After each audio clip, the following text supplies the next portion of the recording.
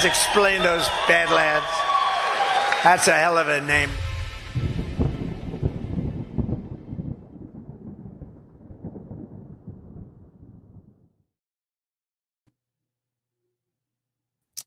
Good evening, everybody, and welcome to the Liberty Den. Hope you guys had a great Friday. How was my merry gang of Badlander hosts doing here?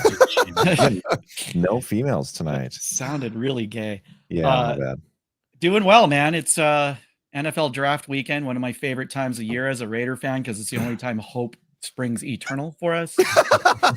Once the season starts, it's like, oh shit, it's another bad season. No, we suck again. Yeah, you suck again. So now you get to listen to Mel Kiper telling you how great the guy you just picked is and how everything's going to turn around for you. And then once they play their first game, it's like, yeah, that wasn't Al Davis's time-tested strategy of just picking the fastest guy in the draft. Yeah.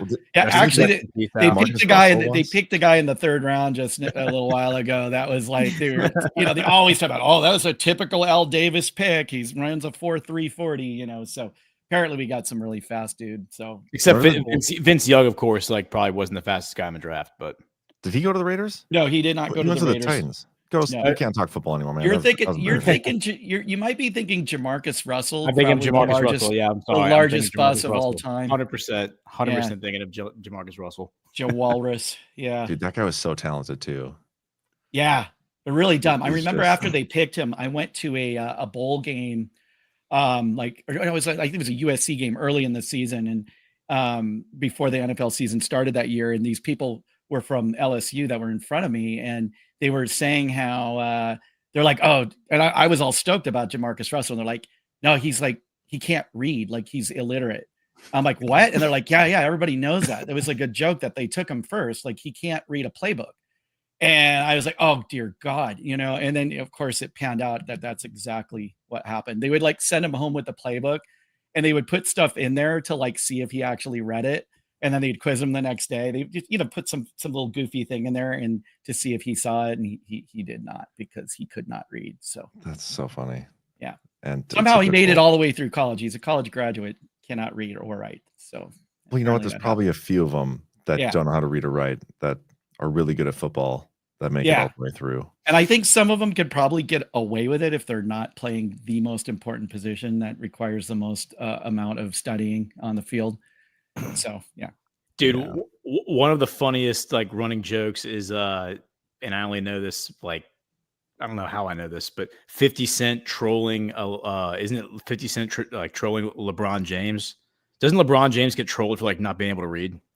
He's always reading a book, but he's always reading the very first page, and every single time he's sitting there reading a book, he's always on the first page. I did not know that. That's really funny. Though. I wouldn't be surprised. Floyd Mayweather can't read. That's the only one. Yeah, Floyd Mayweather. Didn't 50 Cent challenge him? That's what it was. It was 50 Cent challenged him. He's like, I'll give you $10 million if you read one of the Harry Potter books. Conor McGregor, before they fought, they were up on stage and he goes, "You can't even fucking read, man."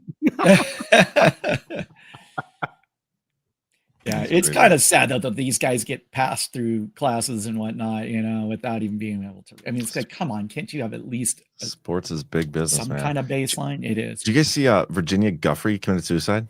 Yeah. Well, I saw that she was found dead. Yeah, I'm not necessarily convinced that she actually killed herself, or that maybe, obviously this is a subject for baseless conspiracies, but it's entirely possible that she ended her life with her own hand, but that she was driven to commit suicide. I think that's the most likely scenario. What do you mean? Well, I mean, okay, so first of all, definitely not a coincidence that she's dying right now as we're finally going to get Epstein documents, which will undoubtedly incriminate more people that she could give evidence on. What's that? Are we? Well, I mean, in a perfect world, John, they've promised them to us and they say that they're coming. So we'll wait. And that's all we can do. She's in the midst of a tragic divorce. Her husband keeping her children away from her. You know how women are. That's obviously something that could push somebody over the edge. But her life has also been turned into a circus. I mean, living hell, having to deal with everything related to the Epstein fiasco over the last couple of decades of her life. I think that it's entirely possible that people would benefit from her death. And so because they would have, a greater need for her to be dead than have her alive, they could do a lot of things in her life to drive her to think that committing suicide is the only option that she has. But I mean, I think it's also highly likely that somebody could stage a suicide. I mean, Yeah. So we'll probably never find out. So we now have Epstein killed himself, Jean-Luc Brunel killed himself, Yep. and now Giuffre Yep. killed herself, allegedly. Yep. Now, the NBC article had a quote from the family, a statement from the family, had a statement from her attorney. 2019, she said, "I'm not suicidal," under Right. those circumstances. It's definitely interesting. There was, of course, the bus accident earlier this month on April 1st. The fake bus accident. Yeah. New York Times says that, they had, or New York Post had a report that said, it was a minor accident. Nobody was injured. Parents were quoted as saying nobody was injured and all this stuff. And she posts that picture, says, "I have 4 days to live. I'm in renal failure," and everything else. So I don't know, man. This is kind of weird. Is she in all kinds of very weird witness protection or something? Well, I thought it was interesting too that when she sued Prince Andrew in 2021 and then they settled in 2022. I know that was disappointing to a lot of people that were looking for justice in the Epstein stuff. But do you think maybe the threat of the true Epstein files coming out has the royal family pretty worried? It seems like they've been kind of shitting their brick sideways for a long time about this, but could there be something to this, because she was linked to Prince Andrew, specifically, and it's a huge embarrassment for them. And I would imagine MI6 could get to her very easily. Certainly. I mean, she lives in like a British colony, right? I mean, she lives in a Five Eyes country. Yeah, exactly. Yeah. Right? So totally. And I think that the British royal family is merely a small component of the people who are in danger of being exposed with these files.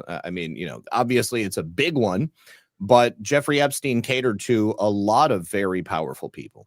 And Prince Andrew is just one among many. Zach, I posted this up in the Telegram. At this point in time, do we look at Epstein? I mean, look, we all know that Epstein was a pawn for one of the intelligence agency, likely, starts with an M and rhymes with Mossad. At this point in time, the only out of the 5 people that we've talked about here, the only 2 people that are alive is Ghislaine Maxwell and Prince Andrew, MI6 and Mossad. Mm-hmm. At some point, we got to just, people got to start putting this all together, right? Like even your normies got to start putting this together, that this is an intelligence operation here. Mm-hmm. I would hope that she's actually in witness protection and that she's not actually dead, but of course I would hope that too. But you guys also got to keep in mind, like, if she went through what we believe she went through a bunch of really awful shit. And that is something that people kill themselves over all the time. Like, it's very possible that is what happened here, and it's not witness protection. I know people want to think that, you but definitely have to keep that in mind. Exactly. Not everything's a conspiracy. It's always suspect when a case that has involved so many people killing themselves allegedly. But she also had some physical issues. I know in that NBC article, it talked about she had kidney failure and some other issues physically. So, mental trauma, physical trauma, divorce. Well, the divorce, there's a lot of reasons. Yeah. The divorce is certainly, so it's potentially believable. But I would like Brian, I would like to think she's in witness protection. That would be excellent. Yeah. The timing of it is obviously strange. I mean, this is very strange timing. I don't know. I mean, arguments can be made either way, whether the people who preyed on her benefit more from her death in this moment than don't benefit. I mean, well, she can't talk if she's dead. That's she true. Can't confirm anything. But why? But hasn't she testified? She's testified a bunch. I mean, isn't her testimony like on the record pretty extensively? I would think. I mean, she's been in all these court cases. Yeah. But I mean, with Epstein documents being revealed to potentially expose those who have not yet been exposed, it puts her into a position where probably every media outlet in the world that wants to get more information about it is going to go to her. They're going to be asking her about her experience with these people. And it just creates a larger cloud of suspicion, and it makes it more likely that these people would have something to lose. They've got nothing to lose if she's dead. Yeah. And I mean, just think, I mean, her testimony is widely available. There's all kinds of people who have no idea. They've never looked at it. They've just kind of, oh, Virginia Giuffre, Epstein didn't kill himself. That's the extent of their knowledge about it. But now there's a new administration in town who is arresting federal judges and state level district judges as well. I mean, like I think that there is there is a very, very different operation at play here than has been happening in the past, and people have a legitimate fear of President Trump's administration actually doing something about this. Seems like there's a Streisand effect, though, that of like her death. It's like, does anybody out there believe? Let's just say, for the sake of argument, she did kill herself for the reasons that John just said. Does anybody out there actually think she killed herself? I feel like most of the public, this is going to be like an Epstein didn't kill himself thing 2.0, right? It's already out there on social media. I've already seen that, all over the place. So, so again, you're talking about the narrative, right? It doesn't matter whether she really killed herself or didn't. The narrative out there is that there is some conspiracy behind this, a cover up going on. And the longer we go without getting the actual Epstein client list, et cetera, it's going to feed into that conspiracy mindset. Yeah. And to your point, John, that not everything's a conspiracy. It's not necessarily true. It just might not be the conspiracy that people are assuming it is. Well, I think this community is too quick to jump to everything's a comm, everything's a conspiracy. And no, you're right. You're right. Real bad shit actually happens. She went through some awful shit. She did. And she's going through divorce. She clearly has some mental health issues, having that post she did where she's like, I have 4 days to live, which it turned out to be total fake. Like, who does that? That's a weird thing to do. That is a weird thing to do. She wasn't there. And I wouldn't be either. Female manipulation stuff. It wasn't all that surprising. I don't know, man. Like, I'm gonna, when I see stuff like this, when it comes to suicide, like, my first reaction isn't just okay, witness protection, we're gonna get the Epstein files soon. If they wanted to put her in WITSEC, they would have done that a long ass time ago. Why do it now? Like, yeah, she was essentially already living in hiding, right? I mean, it would have been possible to put her in witness protection and then just to not talk about her. I don't know. Yeah. I just don't buy it. And so, like, when I do the 72-hour rule with this stuff, like, it's not 72-hour rule to see if she's actually dead. It's like 72-hour rule to see, like, if there's something weird about the death and the circumstances and whatnot that would make me think otherwise. Like, for sure. Although, given the post she did recently, maybe the 72-hour rule on this is to make sure she's dead, right? I mean, I just I'm assuming she actually killed herself. And if, like, it comes out that there's a red belt or red scarf or something and red scarf things, then I'll be like, yeah, maybe. If they have it hanging from her bathroom doorknob by a red scarf, John, I think we're going to have to take a different point of view. Then I'll take a different approach. But yeah, for now. Well, I don't think it's I don't think it's ever good to jump to any kind of conclusions. But also, I don't think there's anything wrong with questioning the official narrative. You can always just keep your guard up, and it doesn't mean you're 100% sold that there's no way she could have killed herself. I know there are people in the community that do go that far with it, but I'll go on the record and say I'm not saying that. I just think it's interesting, if nothing else. Yeah, it's just everybody's like preconceived notion and like their confirmation bias wants it to be that she didn't actually commit suicide. This is a WITSEC thing because we're getting the files. That's like what everybody wants to be true, Sure.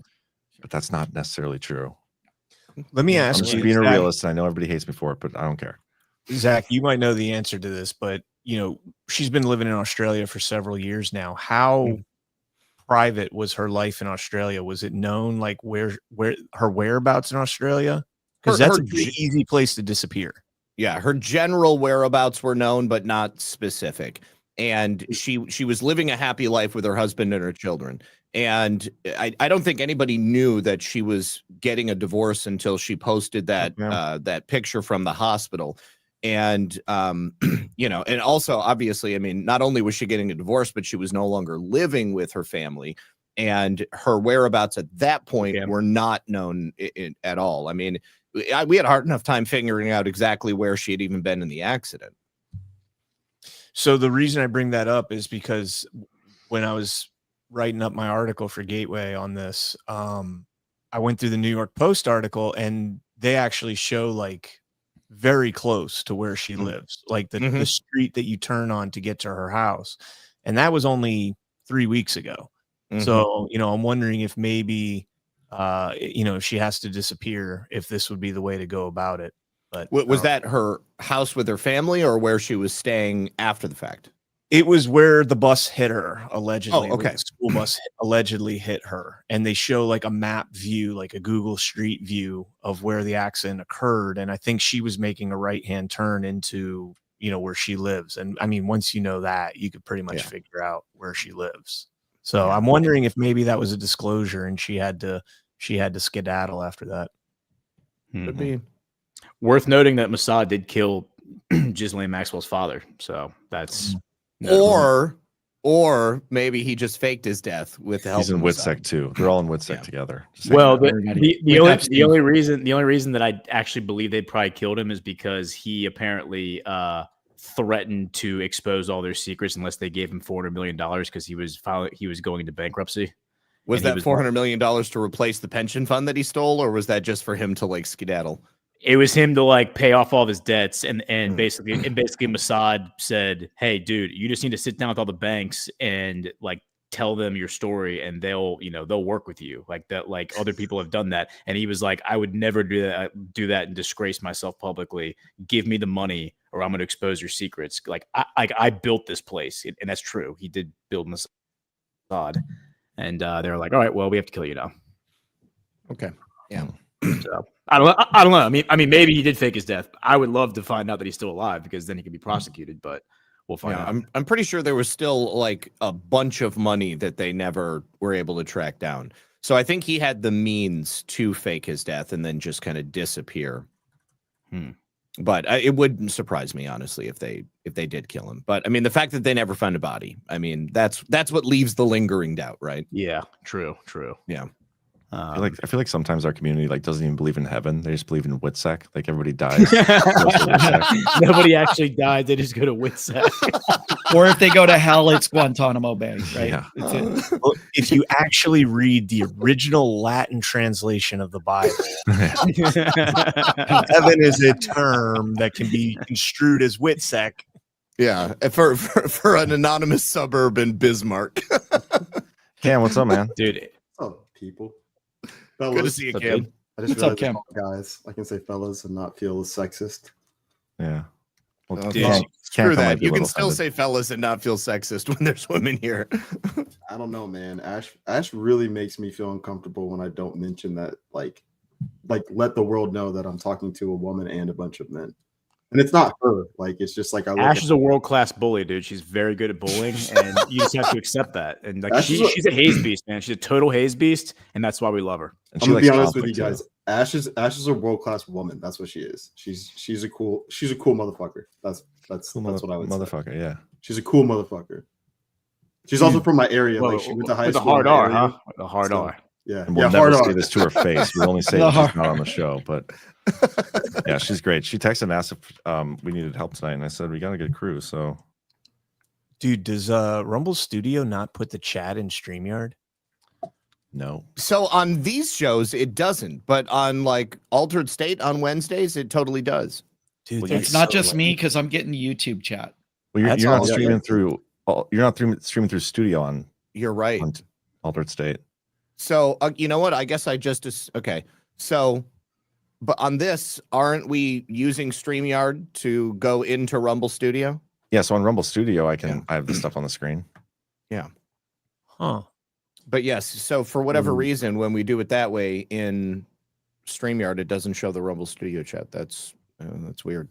Yeah. It did like a few weeks ago, and I don't know. No, all I get You guys is didn't use Studio then. okay. So I probably wasn't on that stream. Okay. The thing about this like Studio right now, and this is what we're working on behind the scenes. We're trying to get Rumble to help us with. Only the people whose account it is can use Rumble Studio. Yep. And so in order for all of us to use Rumble Studio for all our shows, I would have to give out my Rumble password to like everybody. And based on all the bullshit I've had to deal with over the past few years, I won't just tell anybody. don't feel comfortable with that. Oh my And gosh! so Yeah, so really, Sell that. I mean, I'd probably get like sell it on Reddit. Be like, hey, who wants John Harold's Rumble login? yeah, Black so market for that shit, man. there's a total of 3 or 4 people that know what that is, and It's Devo number 4 life with a Y. Devo for life. Devo. Even more than that, we can only do one Rumble Studio at a time. Like you can't set up multiples. I've been bugging them for months. Like, please allow me to do more than one Rumble Studio setup because it would just make my life so much easier. yeah. Oh, real quick, I think that she's in WITSEC, just to chime in. Just like Of course everybody she else. is, Cam. Yeah. To be You're fair, a though, newbie, Cam. Breaking. Of course Cam you does do. not believe in heaven. I'm influenced by Jackie. So literally, I saw somebody post something on like Telegram. I told Jackie about it. She was like, "Yeah, I saw this earlier." She was like, "It's probably WITSEC or something. I don't think she's probably dead." I'm like, "All right, well, I'm gonna run with." Oh, you're talking about? I thought you were talking about Ash still. I'm like, wow. Oh, Ash? No, Ash is dude. WITSEC couldn't hold Ash. Ash would be out there just talking about like, this is bullshit. My name is I don't know what a fake name would be for her, but she'd say her fake name and then she'd say the exact same shit she's been saying for years. Yeah, she wouldn't do well in WITSEC, I don't think. No. You know what's funny is after that bus accident, there were a bunch of people that thought that her dying in 4 days was going to be her transitioning to WITSEC. Oh yeah. And here we are 3 weeks later with her actually dying. That's Man, I don't know, man. Could be It's that she was just so embarrassed she didn't actually die in 4 She days. just decided to kill herself. Well, do you guys think that she probably knew how much attention she drew from like this community in particular? Like, do you think she knew? I bet she did. Yeah, I would think so. She had to. Well, those are the only people that thought that she was telling the truth at the beginning. Was like the few people that were already like kind of in this community, and then as this community grew, she realized like, oh, these are the only people that are actually going to listen to what I have to say and not try to kill me. Yeah. But so with that said, she probably knows how conspiratorial sometimes this community can be. And if I'm not suicidal, by the way, not at all. But if I was like going to do something, I would want to do it in a way that would like make everybody freak out and think I wasn't dead. You know what I mean? Yeah. So she does this weird little like, I'm going to die in 4 days now, and this weird post, and then retract it, and just shortly after that die. I don't know. Yeah. My guess is. Go ahead, Jay. Oh, I was just gonna say it's hard not to think there might be something fishy behind it. You know, the timing of it is so crazy. And then, I mean, she devoted her life to basically exposing and getting justice for all the victims. So she just bail out on all that. You know, I don't know. I can give you guys my full conspiracy. So someone tried to kill her the first time, right? The post that got put out, I don't know, someone had access to her account, whatever. This is all a stretch, remember, people. So someone tries to kill her, right? She says all this stuff, whatever. Turns out it's fake. The people that said it was fake were the people that were like, oh man, we didn't get her. She finds, obviously that happens. She goes into witness protection, or they get her set up for witness protection. They fake her death. And then if you go to what Alpha's been talking about recently, he's saying that after this Devin Archer thing that's coming up on the Monday after GART, the Bidens are going to be back in the news. So what a perfect time for her to disappear / be suicided. And then the next thing you know, the Bidens are back in, Hunter Biden's back in the news cycle, all this stuff. The auto pin comes back up. Is there a connection between the news? What? Hunter's already back in the news. Did you see the news article about unredacting his finances? Yeah, oh, I heard you talking about it. What show was it on you were talking about? Badlands Daily. Yeah, Daily, yeah. Yeah. A lot of that stuff came out. Dude was making money hand over fist. I don't know if you saw it, John, but it tied back into the 2017 Ireland trip in August. Didn't know. I haven't actually gone through that. Yeah. Wasn't all stuff we already knew though, or is it? Yeah.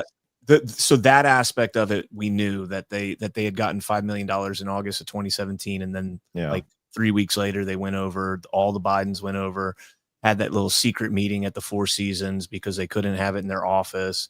But now we found out that, well, there's a lot of interesting things. First off, the numbers don't add up. I went through this on Daily. He did the math and found the 20%. Sorry to cut you off, but I remember watching it vividly now. Yeah. They said that he was getting $83,000 a month from Burisma, but then when you go and look at the total amounts that Burisma paid to him, like it should have been almost an even $1 million, and it was like 1.56 million, so 1,500,000, and then another year it was like 1. Yeah, it's way up there, like 1.9 million another year. And then they talked about how much Hunter actually got from that, because the first 2 deposits went to Rosemont Seneca. It didn't go to Hunter directly. So it went to Rosemont, and Hunter only got like 315,000 of it, which is 20%. Yeah. So he's holding the rest back for taxes, man. 20% for the big guy. No, 10% for, like you said, is a joke because he didn't pay taxes. Yeah, I know. 10% for the big guy, 20% for me, John, right over my head. Well, it just feels like a rerun. Like I feel like we've already had this story. I guess the actuals are a little more interesting, but unredacteds now. But he also got he was reimbursed on a lot of stuff. If you go through his emails, which I went through about 80% of his emails, I'd say, and he was submitting a lot of stuff to Vadim for reimbursement, like, hey, I need my flight, I need my travel, I need my hotel, I need my hookers and all this stuff. I need it all reimbursed. Hookers and blow. And they would do it. So that's probably where it fluctuates, you know. Correct. John really wanted those dick pics. What? No, that was the 20% he didn't go through. Remember his incest Pornhub? Isn't that what like Hunter Biden's whole email was? It was just like a bunch of dick pics and then some stuff about. No, that was like his media stuff. The emails didn't have any pictures. No, nothing but info. Were you disappointed about that, John? No, I was perfectly okay with no Hunter Biden feedback. Is that why you only got through 80% of the emails? Because then you realized there were no dick pics, and you got soft after 80%. You guys suck. But yes, sure, we'll go with it. Did any of you guys see that clip from Badlands Book Club and Government Gangsters about Kash Patel talking about the prosecutor? Pull it up.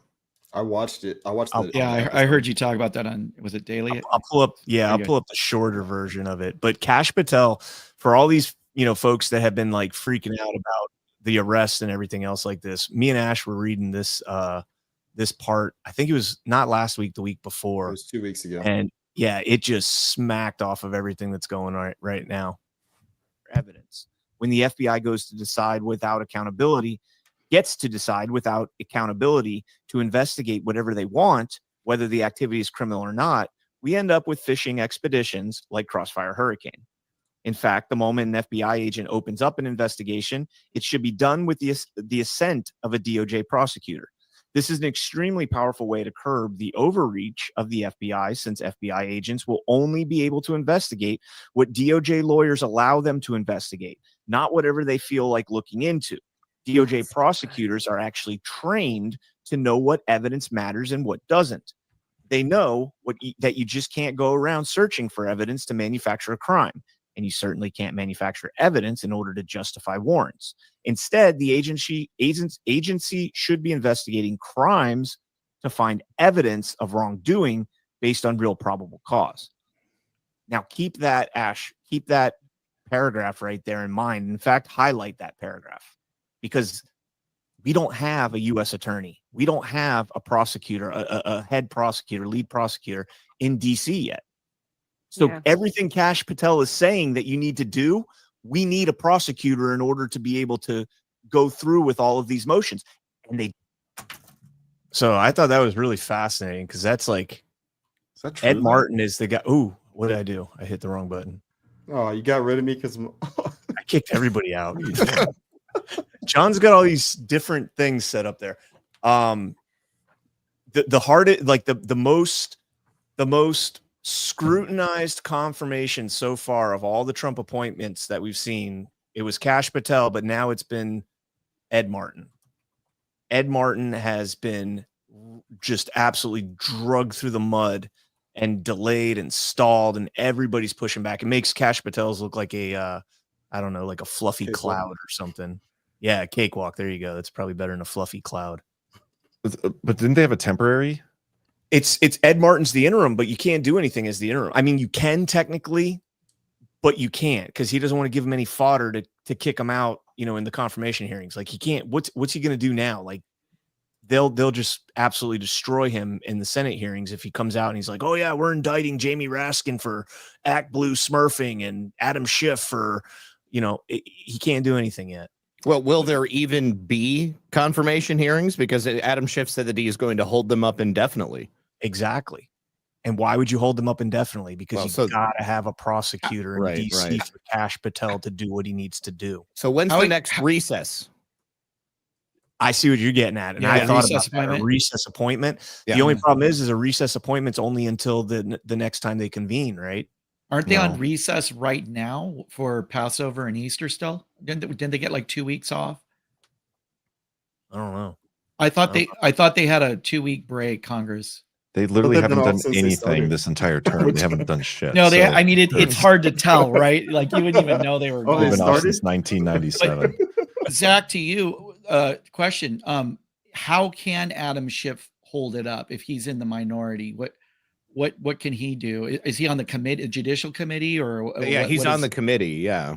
Do people actually think that the votes change based on what gets said in these hearings anyway? Because I feel like everybody goes into them like already knowing who they're going to vote on. And nothing right, but if it ever comes to a vote, you can just indefinitely stall them. So like they already know, but they're just it's like filibustering but with a confirmation process. But I wasn't sure if he could actually had any real power, Adam Schiff, because he's in the minority. It seems like the committee chairman can just call for a vote and it should be along party lines and he should move to the Senate hearings, but who knows? That's interesting, Brian. I did not know about any of that until you played that the other day. But your theory then is that because they're waiting for him to get confirmed, and then they're going to start rolling out stuff.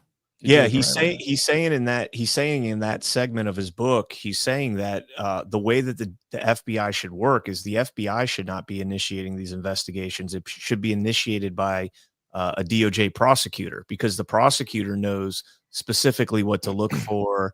And all these other things, and they don't have that yet. So I don't know. I mean, it could be wishful thinking, but the more and more I read Government Gangsters again, because I read it before Trump was even reelected. The more and more I read it now, this thing is just like Kash Patel recommended Rick Grinnell to Trump. He recommended John Ratcliffe to Trump. Like all of these people that are, in Trump's inner circle, all of these people have been recommended to Donald Trump by Kash Patel. In fact, he tells the story about being on Air Force One and Donald Trump asking Kash Patel, "Hey, go call Ratcliffe and see if he'll be my DNI ODNI." This is when Kash was like not a nobody, but like this is all coming from literally their show, like watching it or listening to it. But it's literally when Kash was like, he was making a name for himself, but it was really just because he was the only person that wouldn't shut the fuck up. Like literally, it was basically just like the only non-yes man. Trump was just like, I fucking like this guy. Like literally everything that you guys have been reading in that book, I'm just like, Kash. The whole story is about Kash. I know it sounds silly, but like the whole thing about like he wanted to order like Coors Light instead of like a fancy beer and all this stuff. Like that may be a little bit of an exaggeration, but Kash just seems like the one guy that it's like his morals are way stronger than like any type of pull you can get from him. And he likes Donald Trump because he feels the same way. That's what I got from reading the book or listening to you guys read the book, was like Kash is just one of those, like, he's a bro, man. He's literally just like a dude.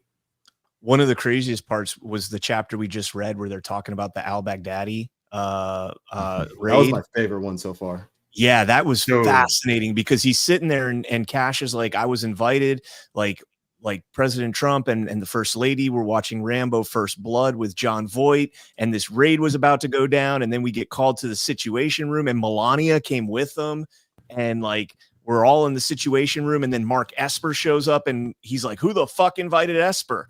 And Gina Haspel was invited.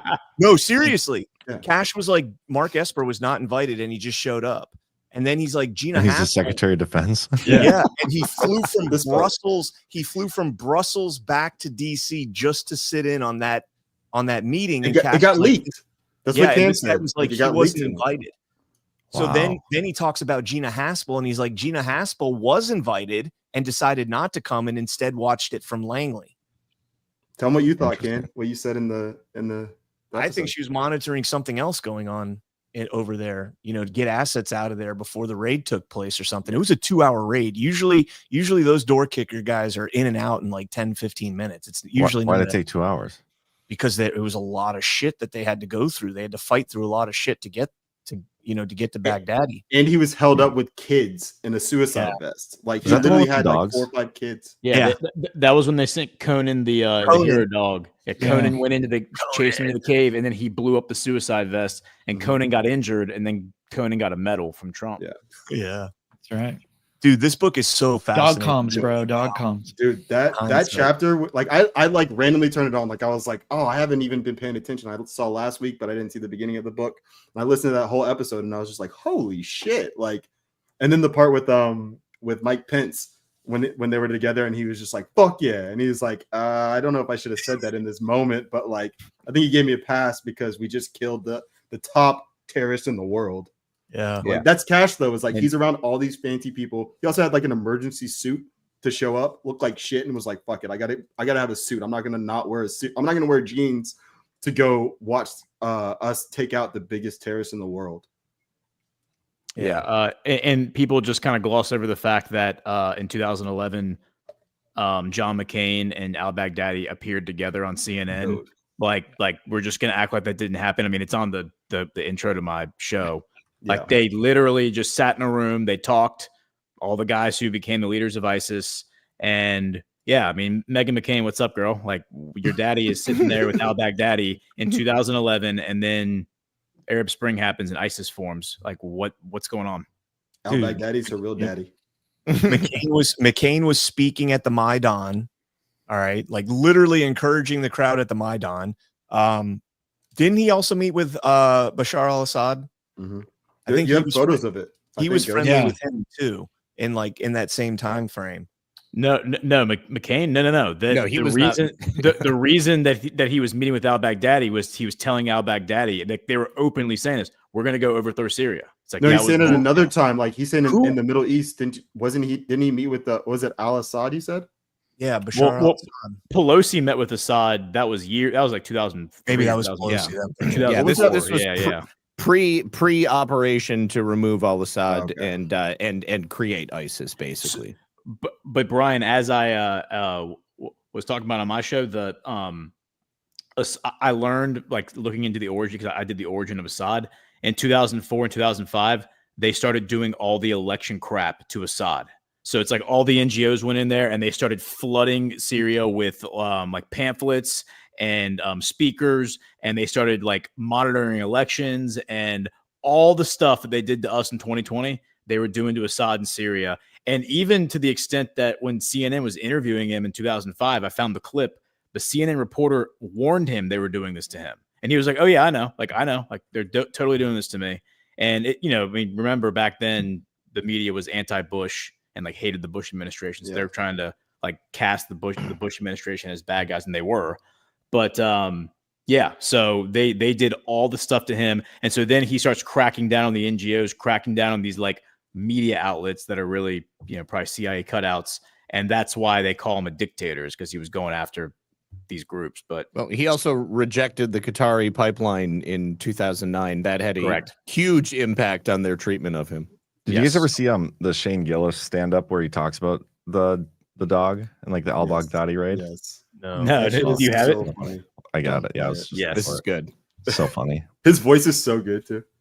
Anyway, for real though, it was my favorite speech I've ever seen a president give. It was the night the United States killed the leader of ISIS. Trump comes out of the Situation Room at like midnight in the White House, and he walks down that fucking tunnel like he gives a press conference, like he's giving a post-game NBA just killed a guy press conference. He walks up in front of the entire world at midnight and just goes, Abu Bakr al-Baghdadi is dead.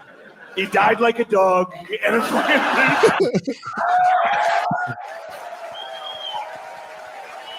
that's all him, dude. I didn't change one word of that. That's what he opened with. And then he did 40 minutes. The speech is 40 minutes for no reason. It wasn't a prepared speech. He freestyled 40 straight. Not even a speech, just mean shit talk for 40. The meanest shit talk you've ever heard in front of the whole world. Abu We could hear him crying. I said, Abu, don't cry. Let me tell you something. Abu cried. He cried quite a bit. I wouldn't have cried. His Cry baby impersonation. Baghdadi. That's what we were all calling it. Look, I love everything about that speech. I love it. I love thinking about Trump in the Situation Room, surrounded by generals watching watching special forces, watching those cocksucking Navy SEALs. Those mother. If I was in there, I'd be like, get out of that, Abu, run. They're great lovers. Don't let them get you. They got him. They're making him squirt. No. How can you do this? I don't remember that part, but I don't either. I love it so much. I missed that part. Yeah. but it's not done. I want him to finish this. That's what we should do. Instead of 0 Dark 30 killing these guys, we should break in and have our special forces fucking whack them off in their own bed. That sends a pretty serious message, dude. Can you imagine that? Just 4 Navy SEALs holding your arms and legs. Dutch rudder. You're the only dude without night vision.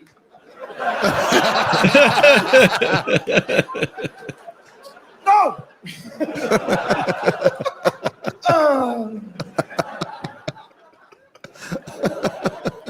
Queer.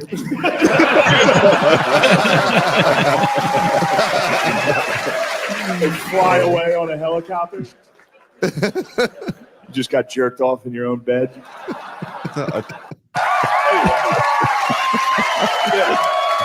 Maybe that's all there was. I could have swore there was more to that. I think there was more. I don't know what just happened. Well, His I mean, impersonation here we go. is spot on. It is. It's after Yeah, there's a little these ad in things. the middle. I love thinking about Trump in the Situation Room, watching a live military operation. He's the only dude in the room that wasn't military. He must have been the only dude watching it that was like, oh!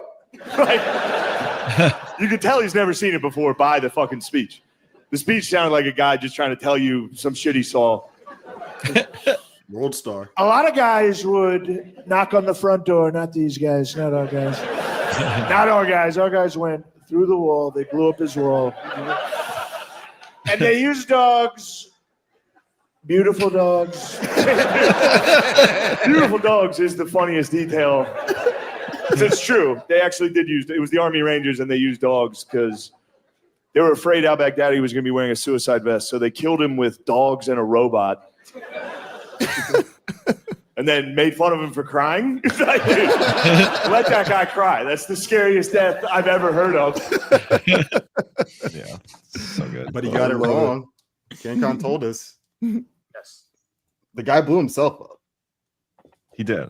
like True. a little bitch. Yeah, like a little Been out like a bitch. little bitch. With children around too. The most like straight to hell thing you can do. It's like, hey, I'm gonna not only am I gonna be a horrible human being, I'm gonna go out like a coward and take some children with me. Like, Did the kids die too? yeah.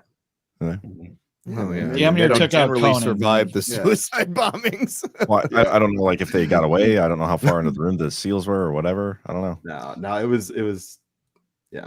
But anyway, the point I'm trying to make is like that's obviously that's hilarious the way you described it. But like I love that. Like I think that's the one thing that I've really come to appreciate because I used to be like, I'll just say it, I was a little bitch. Like when things would happen to bad people, I'd be like, yeah, but like, you know, the humanity. And now I'm just like, fuck these people, man. Like when you cross that threshold and you go into evil, like I have no remorse for you.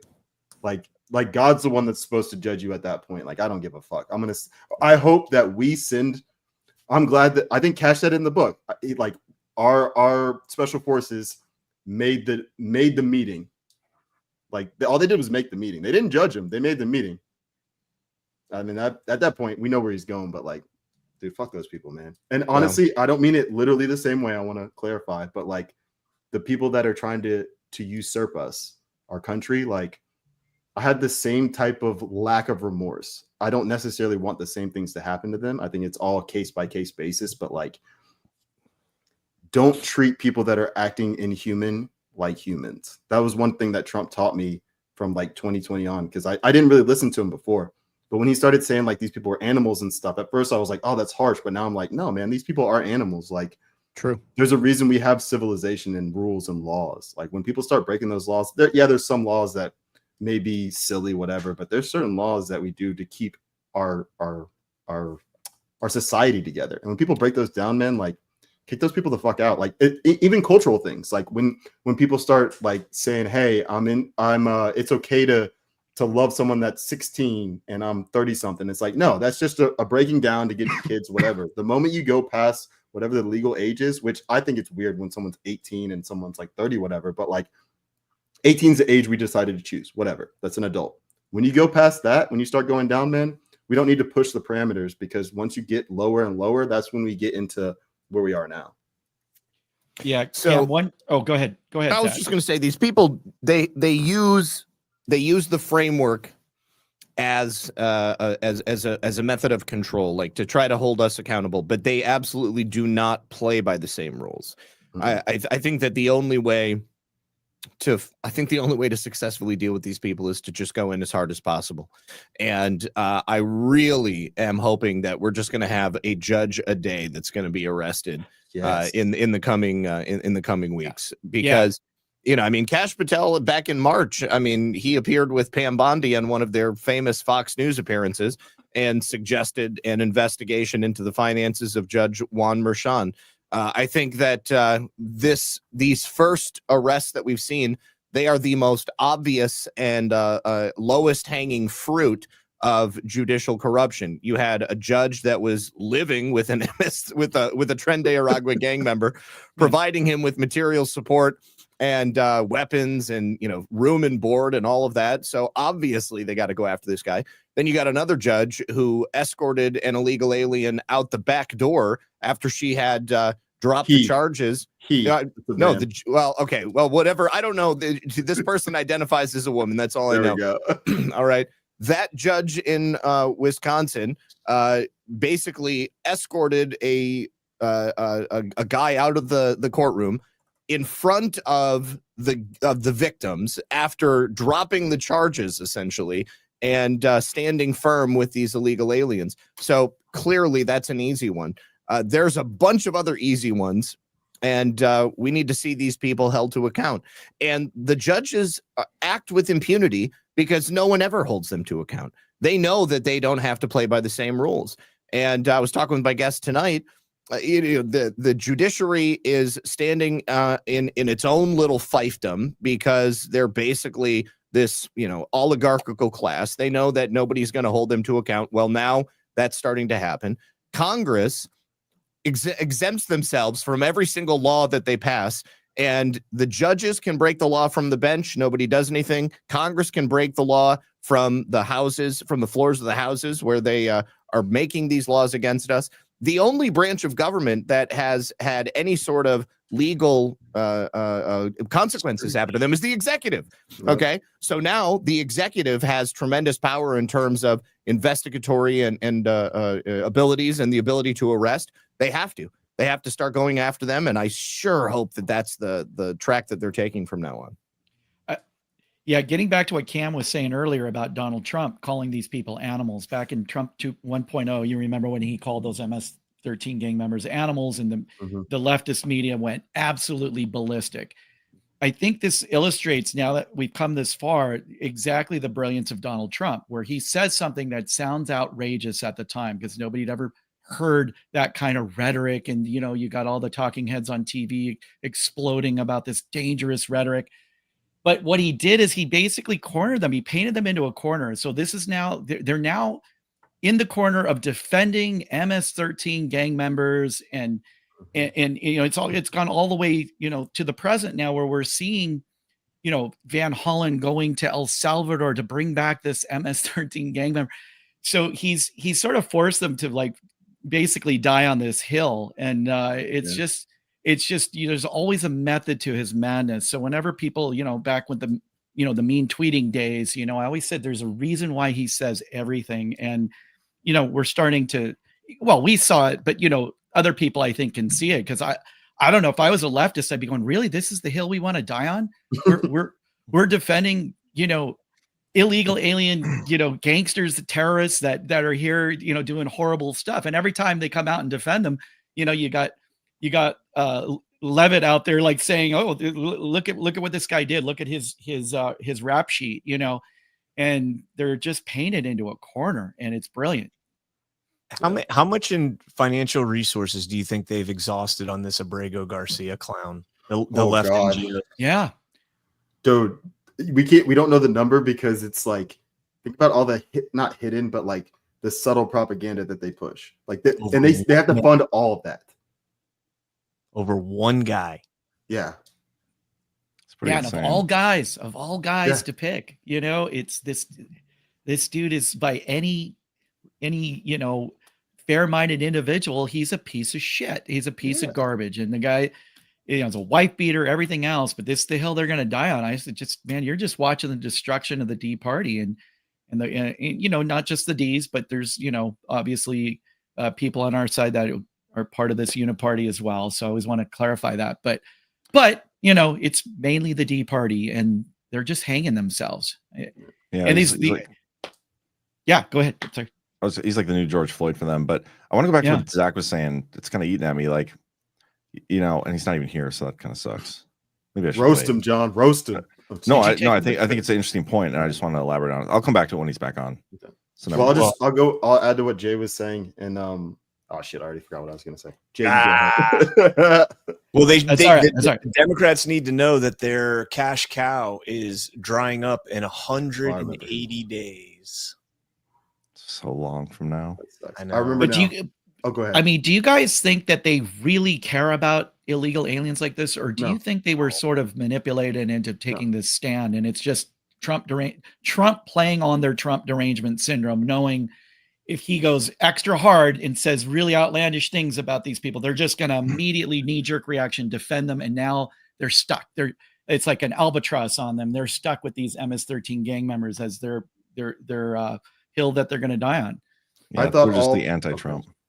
I thought that. Yeah, but you only think Trump is kind of using that against them, knowing that they're going to just absolutely react to anything he says, and he's just stuck them with this basically. Not necessarily, because I think he was going to deport these people, like the illegal aliens, and send them to El Salvador anyway. Like but I was talking about in Trump 1.0 remember when they were all outraged because he was calling them animals. Sure. And that's when they decided to take a hard stand and defend these people. I think that Trump does everything meticulously and on purpose. Right. I think Cam was even talking about it on the show. I think he was talking about Melania. Yeah, he was talking about Melania and how involved she was.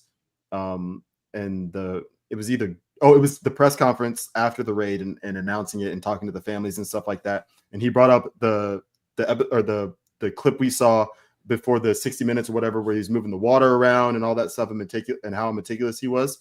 I think that he uses, like, he may not have been like, I'm going to use the word animal and it has to be animal, but I think that he knew going in that he wanted to make these people he wanted to describe them as inhumane, non-humans. He may not have chosen the word animal. It may have been off the cuff, but like his point was to draw the line between us as people and these monsters. So he could have said monsters, whatever. I think that was meticulous, but I don't know if he was like, these animals, I'm going to use that 5 years down the road. I don't know if he was thinking that far ahead, but I think what he does is he sets it up so that he always has the play that he wants to have in the future.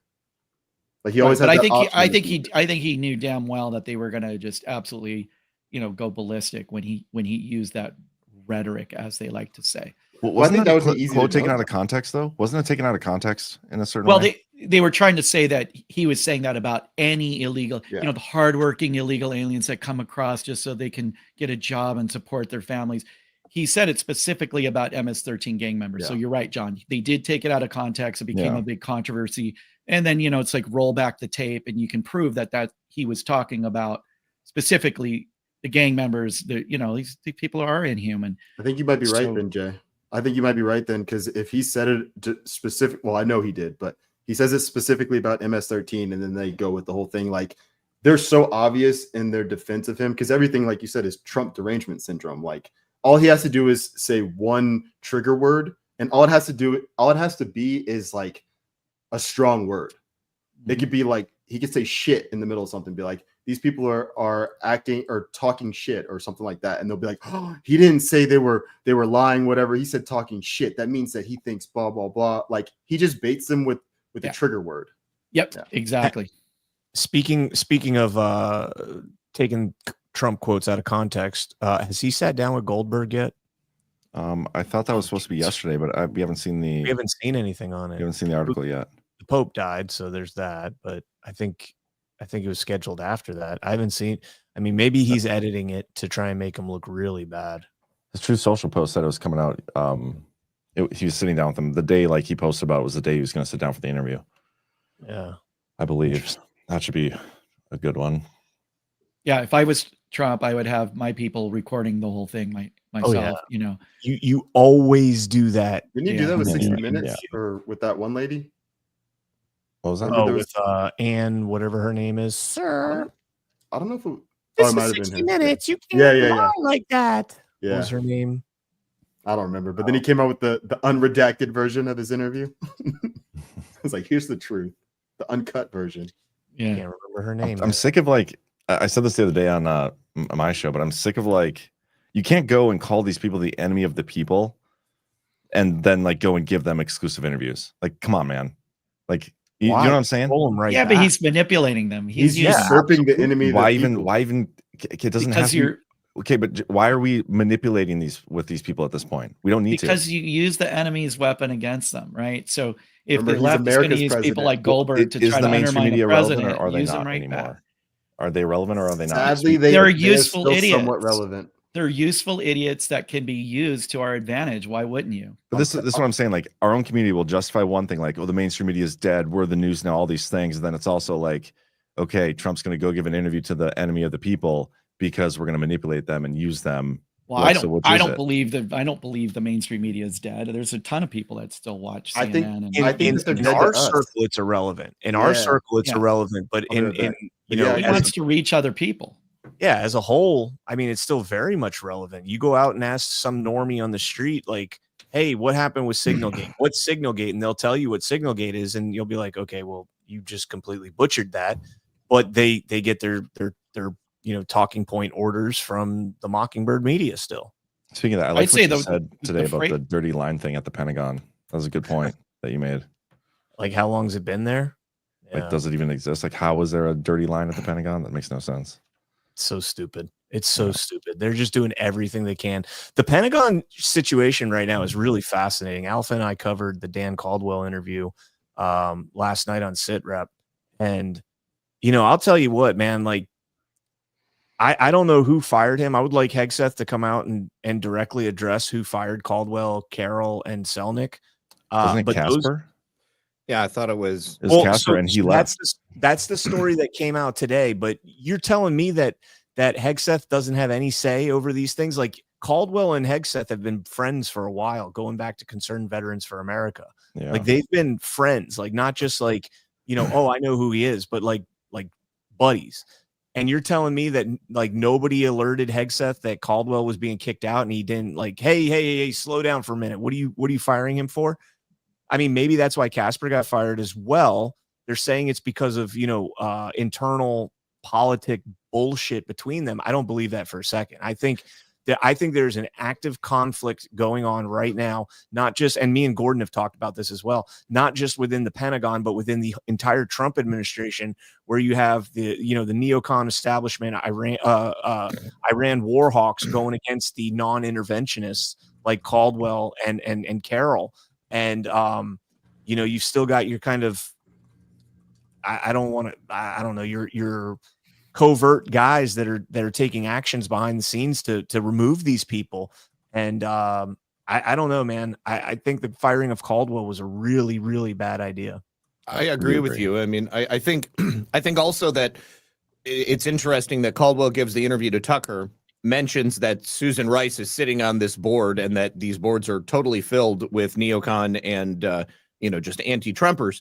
And then today, Hegseth completely removes all of them from the Pentagon.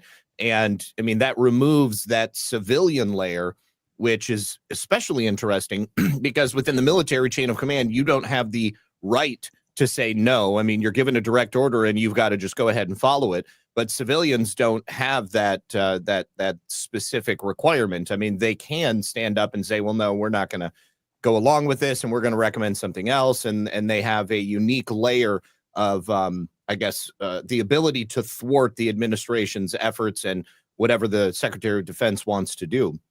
So now those people are gone right after Caldwell points that out. I mean, perhaps there has been like behind the scenes communications, and Caldwell and these guys are going to end up coming back. I'm pretty sure it was Gabrielle Cuccia who broke that story, by the way, about the Suzanne Rice being on just regular Badlands guest. Mm. Yeah. Right on. Yeah, I mean, go ahead. well, Mike Domino is kind of the person to watch in that situation, and what is he, the assistant deputy director of the Pentagon? But he's of the same mind as Dan Caldwell and those people. He was sworn in on January 20th. Nobody really talks about him, but he is solely in charge of all DoD policy in the Middle East. He's the decision maker. So, but what if these guys actually did leak stuff? Like that's the justification for their firings, right? Yeah, they'll be brought up on charges. And so if it comes out that they did, yeah, that's what I'm saying. Like then it was justified. I don't think we know enough yet. Yeah. Given Caldwell's stance on all of this, and he said, that he said he's not been told that he leaked anything. He's not been told what he leaked. He hasn't been told there's an investigation or ongoing, any of that stuff. He's never been polygraphed, none of this stuff. And again, this is according to the interview. I mean, the guy could be lying his ass off. But, I found on Daily, I covered a while back a tablet article about Elbridge Colby and how they were going to use Tom Cotton was going to come out firing against Elbridge Colby to try and get him out because he's in kind of this coalition with Caldwell as anti-Iranian war, going to war with Iran. And Witkoff also, Caldwell gave a hat tip to Witkoff, a big one, said, God bless, he's doing God's work in the administration, pushing back against all this. The Domino guy was mentioned in that tablet article as well. And that was clearly meant to kind of disparage, I guess, Caldwell, because they bring in Caldwell and say, well, he brought the Koch brothers ally into the Pentagon, but I still can't figure out who the two guys were. And, if the Koch brothers are against war with Iran, then I guess I'm a fan of them in that regard, at least. You're a fan of Coke? In that regard. You're a fan of Coke? That's hookers and cocaine. I don't know. I guess we'll have to wait because if they are bringing charges, we're going to find out, right? If they're investigating it criminally, Maybe we're going to find out. Did Caldwell and those other guys get fired, or are they just on leave? No, They were placed on leave and then fired. Yeah. Okay. Yeah. So, I mean, that's ultimately what I'm waiting for as well. I mean, if they actually did leak stuff, then clearly that's a problem, and I think that they should face the consequences. But up until this point, I mean, there's been nothing but insinuation, and I think it's pretty notable that Casper gets removed as well right afterwards, after it's reported that he likely was responsible for their removal. Also, why the fuck is Hegseth still using Signal? Like, just get off, delete the app from your phone, bro. Well, we don't even know that what's being reported about Signal now is true, right? I mean, like, he's come out and said, this isn't actually happening. I don't have it on my computer. I haven't been talking to people about getting around the fact that we can't use cell phones. I mean, and besides Hegseth, I mean, it's an approved use of communication throughout the entire federal government. Totally get that. But isn't it true though that the first Signal leak, that was legit? Like that was the one that Goldberg was on. That was a legit Signal conversation. It was. Yeah. Yeah. But we still don't know exactly what happened with that. Yeah. I would just delete that shit from my phone at this point. Well, it's still notable that it was Walls that added Goldberg, and the reporting that's coming out right now is pitting factions of Walls and Rubio versus Hegseth and JD Vance, with Walls and Rubio being the Israel hawks and Vance and Hegseth being the anti-war with Iran hawks. So that's fascinating that Goldberg gets thrown in there. And I still want to know, like, we still have not seen a Signal chat from somebody other than Goldberg's phone to see Yeah. how JG appears on other phones. Like, That's a good point. is it logical that JG is a misnomer that instead of Jeff Goldberg, it's actually John Goldfish or something John like that? Goodman. So somebody else was like, oh, this guy's actually supposed to be here. So they carry on with the conversation. Yeah, that's a great point. Zach, I was going to mention to you something you said earlier about the judges and arrests. I don't remember what it was, though, because it's been so At a long. point, and John wanted to either add or respond to it. Yeah, but it you're. was right before you left, though. The No, dogs had to go outside. But do you remember what you were talking about right before you left? I mean, I was talking about, potentially who's going to come next. I mean, the open speculation about laws that have been broken by other judges. I mean, following the money, I think, is the easiest way to get to these people. But here's the thing. With the investigatory power of the executive branch, they have the ability to create felonies for anyone that they could ever possibly want. Like, if the government wants you, they will get you. And there are undoubtedly other federal judges and other state judges who have committed crimes. If they want to make it initially all about illegals, I don't think that they're going to have a problem doing that. But the ultimate lesson here is that if people do not want to follow the letter of the law as far as the federal government is concerned, then they're in jeopardy of getting indicted. They're in jeopardy of being arrested. They're in jeopardy of losing their judgeships, because both of these people, Joel Cano, he's already resigned. The other judge, she is not going to be able to be a judge anymore because she's going to have a felony. And I would hope that she is removed before that. But yeah, I mean, I think that it's entirely possible that, this is the way that the cleanup of the judiciary begins, is that people begin to be held accountable in a legal sense, because it's the only thing that makes sense to me at this point. It's the only for way a to lot hold of them accountable. Yeah, a lot of people that have been, why isn't Obama arrested, Hillary arrested, all that, and I've always said, like, what's the point of arresting these people if you've got corrupt judges that are just going to let them walk? So I think the cleanup of the judiciary is priority number one as far as arrests go, and then, the heavy hitters can be arrested once we've cleaned this up, but there's no point in doing it before that. So I'm excited to see at least a couple of judges get arrested, and maybe it smokes out some others, and we'll see where it goes with this, but certainly a good sign. We run the risk of becoming Brazil if it doesn't work. Like, they were successful in El Salvador because they were able to clean up the judiciary. How did they do it? I think that it was a little more authoritarian. He literally, he says isn't that kind of what you were locked saying though about the executive creating laws to like go after judges? That's a little. Well, no, they don't have to create laws to go after judges. They just need to use the existing laws to go after judges. Yeah. Okay. You just have people that have the balls to do it. Yeah. That are going to go after the judges in El Salvador. At least I saw like an interview with Bukele one time. He basically was just like, we figured out what the parameters were for, like, did you break the law? Did you not? And they just arrested everybody that fell into that. Like, you didn't pay your parking ticket. If that was the line, everyone that didn't pay their parking ticket that was a judge went straight to jail. It was just a much smaller system, so it didn't take nearly as long. They're a tiny country compared to us. Like, yeah, for sure. Yeah. Also, too, on the judges the district judges that are stopping the entire Trump agenda and all, I saw a clip with, and again, take it for what it's worth. It was Newt Gingrich, but he was talking, because I think a couple of weeks ago we were talking about this on Liberty Den, how they passed that act through the House to basically restrict district judges from being able to. They have to, only be involved with local stuff, not like being able to stop an agenda of a president.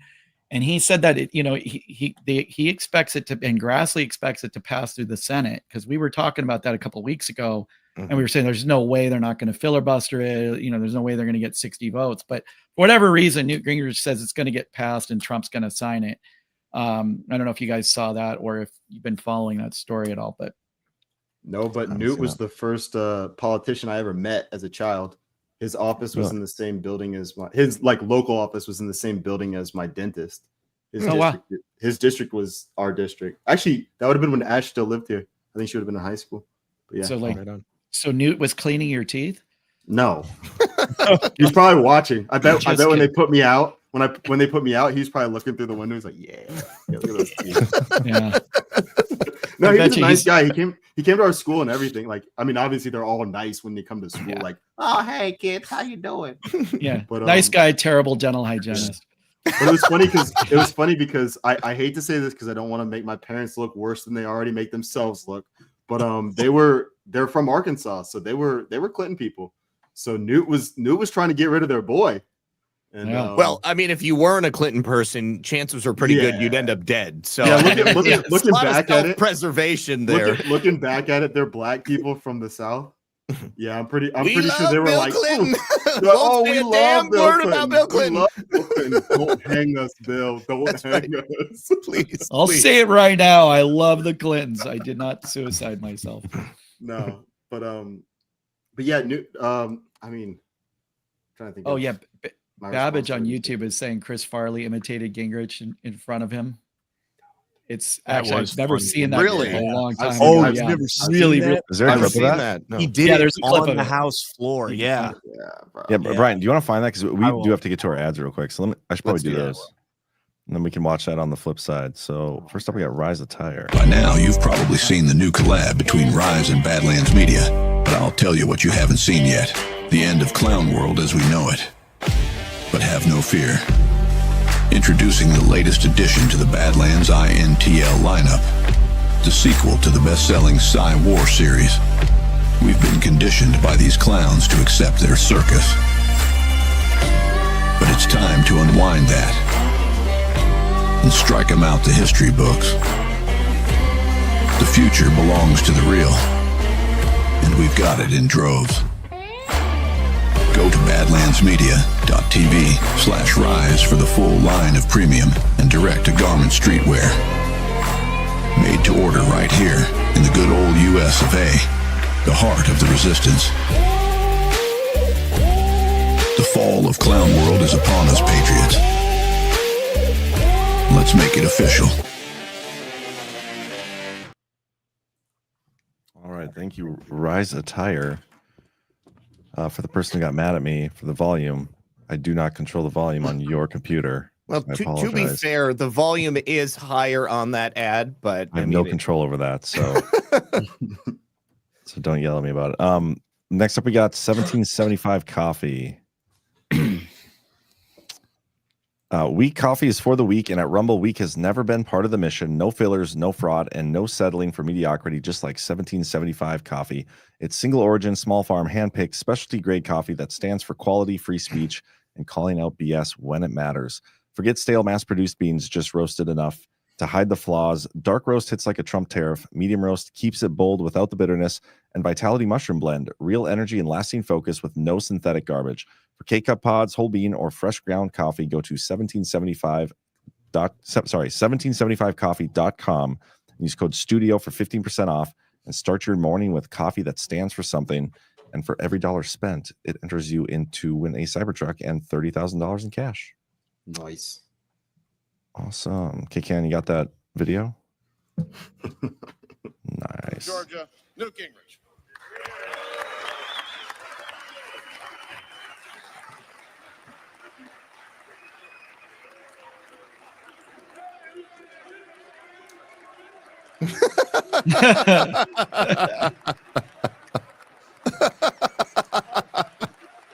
All right.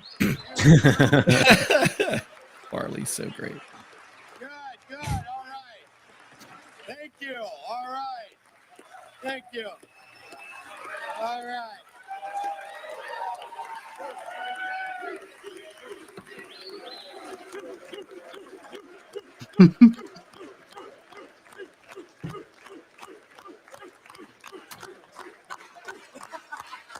Okay, all right. Well, thank you all for coming. Thank you all for coming. This is a huge turnout. By God, thank you. This is great. This is just great. I'm glad to see you all here. I'm reading a few new books right now. You might want to be interested in. You got Daniel Steele's Chances. That's a great new book. And Jackie Collins, Hollywood Husbands. Is this after he got busted cheating? And of course, my new dinosaur book. So I recommend all of them. They're all good, just great books. And Anyway, I have 3 points to make here today, or 5 points. First, I want to thank ESPN2 for carrying my speech. Also, I'd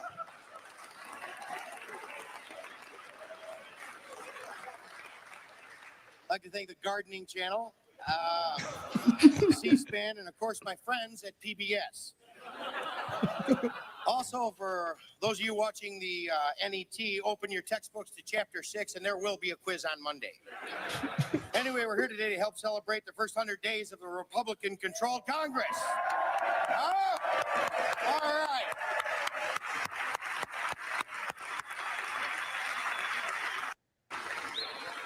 And, of course, the passage of the contract with America.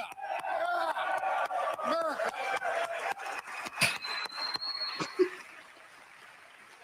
It's been a long 3 months, and I know we're all a little tired, but there's still a lot of work to be done. And by my watch, we still have about 10 minutes left. So before the first days are officially up. So let's get to it. Now, let's show America how many bills a Republican Congress can pass in 10 minutes when we're not hampered by bizarre, weird Democrats. Okay, first up, H.R. 765, which would cut taxes for the middle class, lower the deficit, and at the same time, all in favor. I can't hear you. All right. Also, a motion that a tax cut bill doesn't have to go through Senate. All in favor? All right. All opposed? You know what? I don't care. You don't get to vote. All right, let's keep moving. We got 9 minutes left. H.R. 433, which would make Senator Mark Hatfield officially a Democrat. All in favor? All right. H.R. 963, motion that from now on all Democrats are officially weird. All in favor? Okay, let's go. We're burning daylight. Okay, H.R. 832 to keep reporters away from my mother. What do you say? How about even though we had nothing to do with it, we take credit for ending the baseball strike, huh? All right. Done. Motion to move nation's capital to Atlanta, Georgia, huh? Yeah. All right. Now we're thinking. All right, pipe down. Now look, we're cooking with gas now. How about second contract with America? I'm not telling you what it is. It's in this envelope. You decide. All in favor? All right, there you go, huh? That's current Congress right there. Oh man, That's good. Solid. it goes on for like another 10 minutes. Yeah. Thank you for ending it. That was still pretty good. No, C-SPAN ended it. Yeah. If you knew what was going on during that, like obviously I was only 5, but I watched it when I was older. But if you know what was going on at that time, there was some like not hidden jokes, but like if you got what was going on in Congress at the time and in the country. Yeah, they were definitely timely jokes. You had to be there. It was one of those you had to be there things. Geography jokes. I love those. Yeah. I'm going to duck out though, guys. Plenty of those where you're from. Yeah, right. I'm going to duck out. You guys close it down without me? You got it? Sure. Yeah, I've got the rants. Okay, Who's got cool. Rumble Studio? I'll close it down. Oh, shoot. I do. All right. Well, let's just read the rants and let's just end for the night because it's almost midnight. You guys got Gart next week too, so Yeah. Yeah. you got to get your sleep because you're not going to get much sleep while you're there. I am so bummed I'm missing it, but I have to go to the Charlie Ward golf tournament. So, Are you actually going to that? no, I'm fucking kidding. I wouldn't be caught dead with that guy. Like, hey, that's close by. Yeah, the people complaining about our ticket prices need to go look at the ticket price for that thing. Do you see that? How much are they? Almost $3,000. Whoa. Well, look at Charlie's audience has been invested in the quantum financial system for over 6, 7 years now, so they'll be fine. They can afford Go it. into debt. It's all gonna get wiped out. Don't worry about it. That's right. Nasara will take care of your credit card bills. So. And if not, just Sarah's coming in right behind and just slashing. That's prices, right. Slashing them. That's Slashing them. And you'll be able to pick up Iraqi dinars very cheaply while you're there too. That's very true. Though. That's like 250, 300 bucks worth a lot of round. money, so that's pretty good. Yeah. And you get to carry Charlie's clubs for him. So that's priceless. I should go down there and whoop his ass at golf. You should. Should we show the revised lineup that they're going to have? Please do. If you got it pulled up. I got I'll it tell you pulled what, up. if Badlands will pay my admission and buy me the Ray-Ban recording glasses, I'll go down there and No. I refuse to support that. I'll watch you live stream it if you do it on your channel. You can pay your own way. So Oh no, no, So not good. Jimmy Sal. Was it Jimmy Salvi? Jimmy The- Savile Bill, and Bill.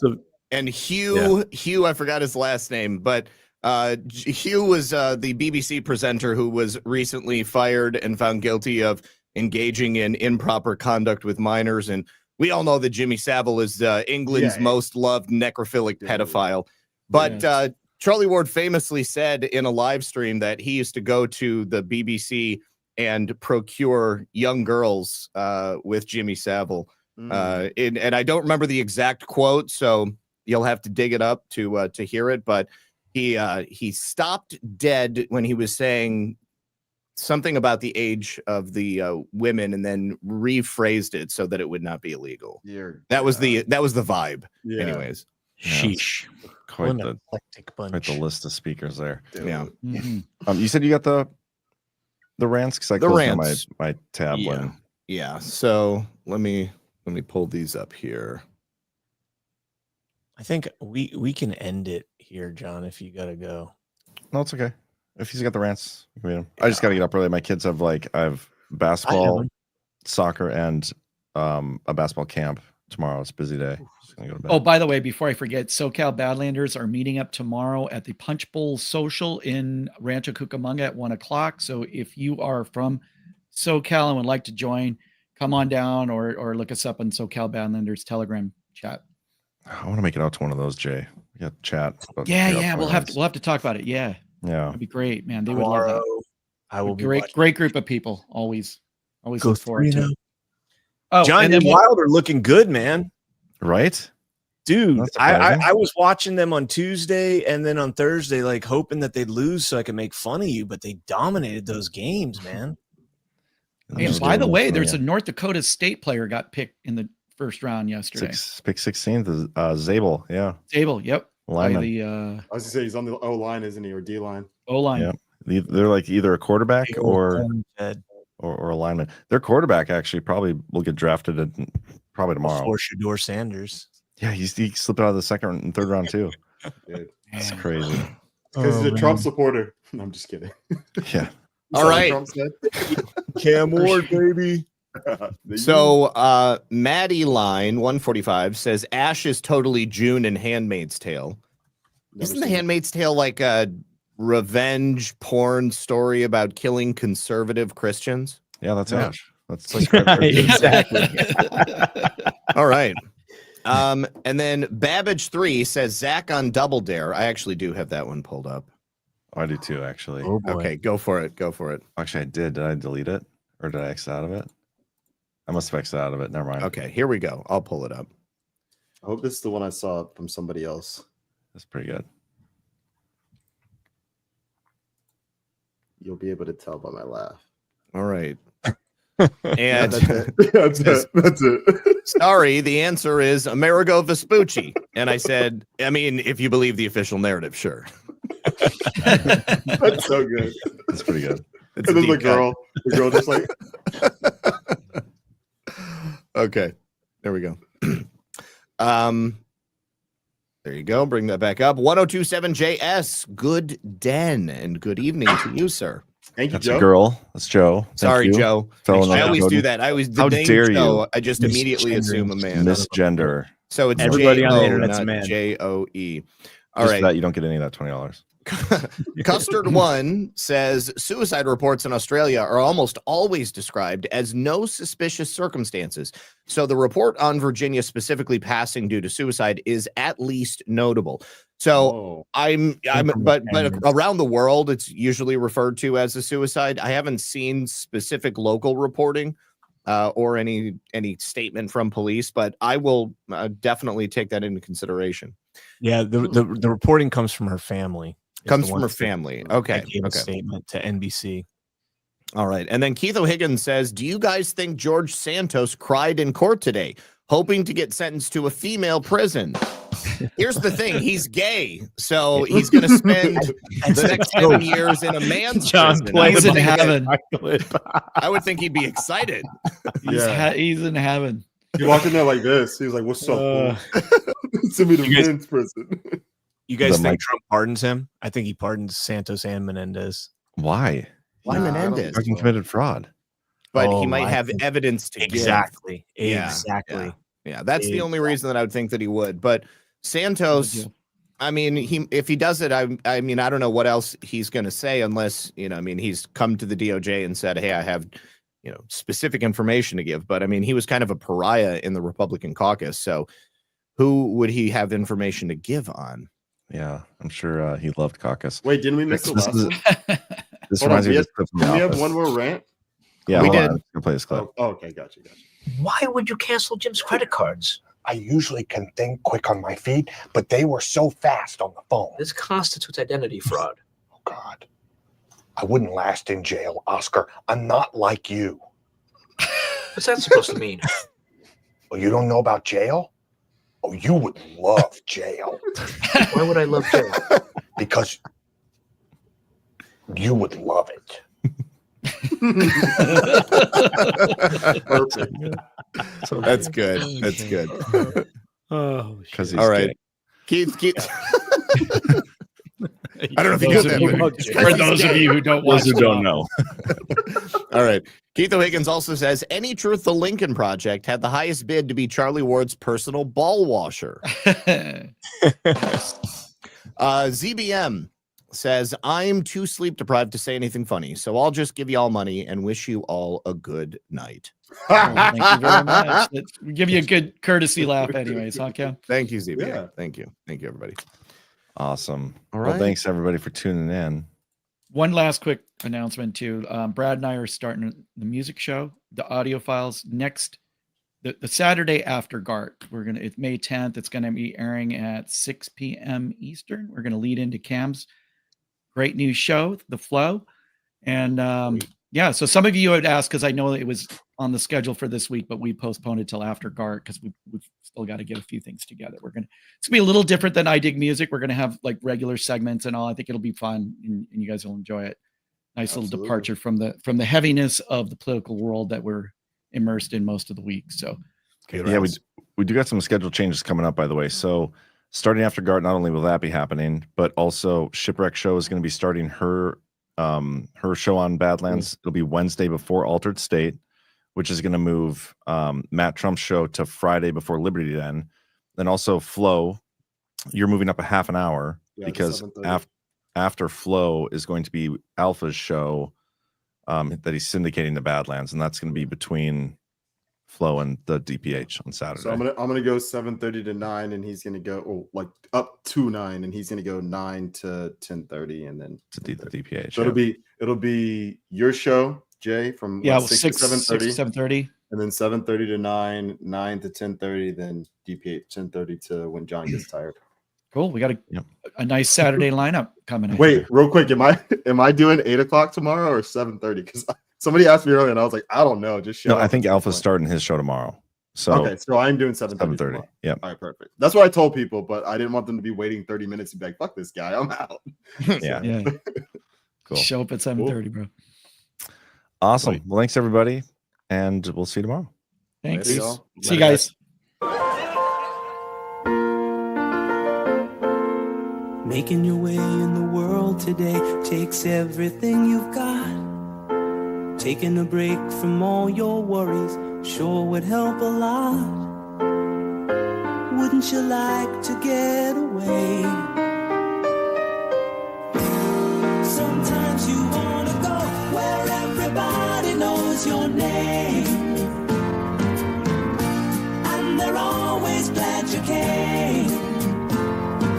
You wanna be where you can see our troubles are all the same. You wanna be where everybody knows your name. You wanna go where people know people are all the same. You wanna go where everybody knows your name.